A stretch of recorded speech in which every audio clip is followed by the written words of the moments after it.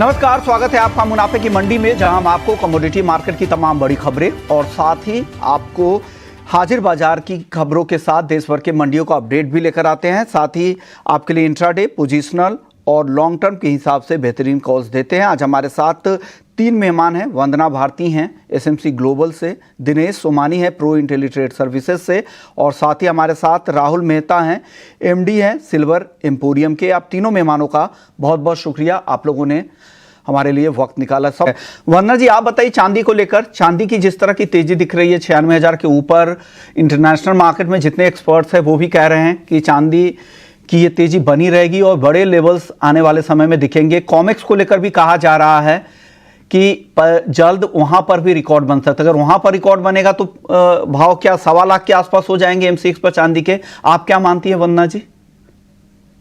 विश्वमोहन जी, यहाँ पे चाइना भी काफी एग्रेसिव है कॉमिक्स के अलावा, और मुझे लग रहा है कि अगर टेक्निकली नेक्स्ट अगर लेवल हम यहाँ पे देखते हैं चांदी का, तो करीब करीब यहाँ पे $36 के करीब यहाँ पे चांदी का नया टारगेट जो है वो बन रहा है।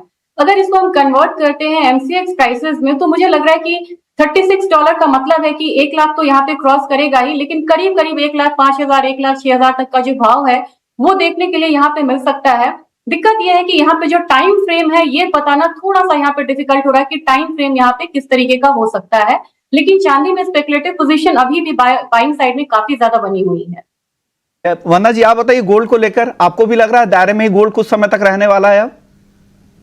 जी विश्वमान जी, और ये चार्ट पे भी अब ये पॉज दिख रहा है यहाँ पे, और डॉलर इंडेक्स में आप देखिए बार बार यहाँ से एक बाउंस आ रहा है, हर लोअर लेवल पे एक बाइंग जो है वहां पे बन रही है, और अभी भी लग रहा है कि इस हफ्ते ये जो बाइंग है कंटिन्यू रह सकती है। तो डॉलर और ट्रेजरी में कल और आज में हम लोगों ने काफी अच्छा स्ट्रेंथ आता हुआ देखा है, तो यहाँ पे लग रहा है कि एक जो पॉज है यहाँ पे गोल्ड में मिलेगा, यहाँ पे देखने के लिए मिलेगा।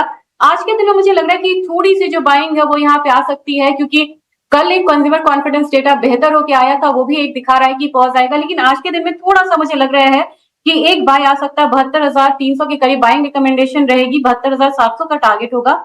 जो स्टॉप लॉस यहाँ पे होगा वो 72,100 का होगा, लेकिन अब मुझे लग रहा है यहाँ पे 73,000 हो या 72,500 हो, यहाँ से एक दायरा बनाते बनाते एक जो है डिक्लाइन जो है गोल्ड यहाँ पे लेने के लिए तैयार है, और जो नेक्स्ट लेवल यहाँ पे सपोर्ट बनेगा वो करीब करीब फिर से 70,500 का होना चाहिए। आप वंदना जी, आपको क्या लग रहा है? आपको भी लग रहा है आज के लिए खरीदना चाहिए? अगर ऑप्शंस में कोई ट्रेड बन रहा हो तो वो भी बताइएगा। जी मुझे लग रहा है विश्वमोहन जी, यहाँ पे संडे को यहाँ पे मीटिंग है और ओपेक में कट का एक संभावना है, और फाइनली ये चीज तो बड़ी क्लियर है कि वो कट को कंटिन्यू रखेंगे जो यहाँ पे करंटली यहाँ पे उन्होंने दे रखा है। दूसरी चीज है कि टेक्निकली भी अगर आप देखें तो रेजिस्टेंस के पास ये कमोडिटी, और लग रहा है कि इस बार थोड़ा सा रेजिस्टेंस को ब्रीच करेगा ये, तो मुझे लग रहा है कि प्राइसेस ऊपर की तरफ जा सकता है यहाँ पे। और अगर फ्यूचर्स की बात की जाए तो 6675 के करीब बाइंग यहाँ पे रिकमेंडेशन रहेगी, 6745 का टारगेट होगा, स्टॉप लॉस लगाना होगा 6640 का। कॉमिक्स में मुझे लग रहा है WTI में $82 आ सकता है और ब्रेंट में $86.5 तक एक अपसाइड देख सकते हैं यहाँ पे क्रूड ऑयल में आते हुए। अगर ऑप्शंस की बात की करूं तो मुझे लग रहा है कि एक बार यहाँ पे 6700 का कॉल ऑप्शन यहाँ पे बाय करके हम चल सकते हैं, लिक्विडिटी भी काफी बढ़िया है यहाँ पे, तो वो ऑप्शंस में एक ट्रेड यहाँ पे बन सकता है। और मुझे लग रहा है $2 की तेजी है और ये ऑप्शन में भी काफी ज्यादा रिफ्लेक्ट हो सकता है। तो ये व्यू है बाई करने की सलाह, या फिर आप कॉल ऑप्शंस भी खरीद सकते हैं। वंदना जी, आप बताइए आपकी कॉल क्या है एनजी में? जी लगभग लेवल्स यही, और मुझे भी लग रहा है कि यहाँ पर लिमिटेड अपसाइड जो है वो देखने को मिलेगा। 235 के करीब यहाँ पे बाइंग रिकमेंडेशन रहेगी, 245 का टारगेट है, स्टॉप लॉस लगाना होगा 230 का, और मुझे लग रहा है 250 260 आते आते इस कमोडिटी में फिर से रेजिस्टेंस आ जाएगा।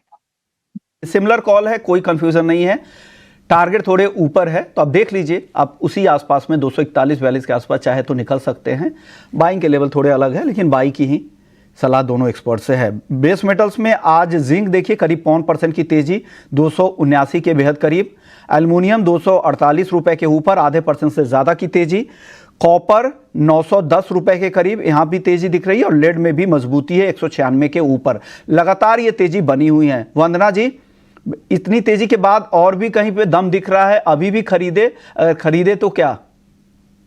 मुझे लग रहा है कि एक कमोडिटी जो इस काउंटर को लीड कर रहा है इसमें अभी भी दम है, और स्पेकुलेटिव बाइंग ऑफ कोर्स यहाँ पे है, और थोड़े से और बाइंग के बाद हो सकता है कि स्पेकुलेटिव एक्टिविटीज जो है वो ड्राई अप हो जाए। लेकिन कॉपर में मुझे लग रहा है विश्व मोहन जी की अभी भी यहाँ पे तेजी बनी रह सकती है, 910 के करीब बाइंग रिकमेंडेशन रहेगी, 920 का टारगेट रहेगा, स्टॉप लॉस यहाँ पे 905 रुपए का लगाना होगा। और इस चीज का ध्यान में रखना होगा क्योंकि बहुत हायर साइड है, स्टॉप लॉस के साथ ट्रेड करें। और पोजिशनली भी मुझे लग रहा है कि एक बार 925 930 का लेवल आएगा और वहां से एक पॉज आता हुआ दिख सकता है कॉपर की वैल्यू में। तो 930 935 भी दिख सकते हैं। 920 का पहला टारगेट है, 905 का स्टॉप लॉस भी है। अगर टारगेट के आसपास जाता है फिर आप अपने स्टॉप लॉस को भी ट्रेल करते जाए। ओके वंदना जी, आप क्यों खरीदवा रही हैं कैस्टर को? यहाँ पे विश्वमोहन जी देखिए, हर बिकवाली पे स्पॉट में भी एक्टिविटीज बढ़ रही है और लिवाली यहाँ पे बढ़ रही है, जिसका रिफ्लेक्शन जो है हम फ्यूचर्स पे आता हुआ देख रहे हैं। मुझे भी यहाँ पे लग रहा है कि एक ब्रेकआउट की स्थिति में ये कमोडिटी है और यहाँ पे अगर यहाँ पे एक बारी अगर 5780 से ऊपर का अगर क्लोजिंग देता है ये कमोडिटी, क्लोजिंग बेस्ड ये कॉल रहेगी, तो पोजिशनली मुझे लग रहा है कि एक बार 5920 तक के लेवल्स जो है वो आता हुआ हम देख सकते हैं। तो आज के दिन में भी मुझे लग रहा है कि कैस्टर में बाई कॉल रखना चाहिए। 5710 के करीब बाइंग रिकमेंडेशन रहेगी, 5780 का टारगेट रहेगा, स्टॉप लॉस लगाना होगा 5690 का या 85 का भी इनफैक्ट हम लगा सकते हैं। और मुझे लग रहा है कि ये कमोडिटी प्रॉमिसिंग है, 5920 का ध्यान रखना चाहिए और इसमें बाइंग में रहना चाहिए। तो ये राय हल्दी को लेकर आपकी है। वंदना जी, तीनों मसालों पर आपकी राय क्या बन रही है? मुझे लग रहा है कि जीरा में 21,000 के करीब मैंने बोला था कि इससे नीचे नहीं जाएगा और 30-32,000 का एक रेजिस्टेंस कमोडिटी देखेगी। यहाँ पे होल्ड है, 30-32,000 काफी बढ़िया लेवल है जहां किसान यहाँ पे रिलीज करेंगे स्टॉक्स को। यहाँ पे प्रेशर मुझे बनता हुआ दिख रहा है विश्वमोहन जी, 28,300 के करीब मैं सेलिंग रिकमेंडेशन दूंगी। 27,800 का टारगेट होगा, स्टॉप लॉस लगाना होगा 28,450 का।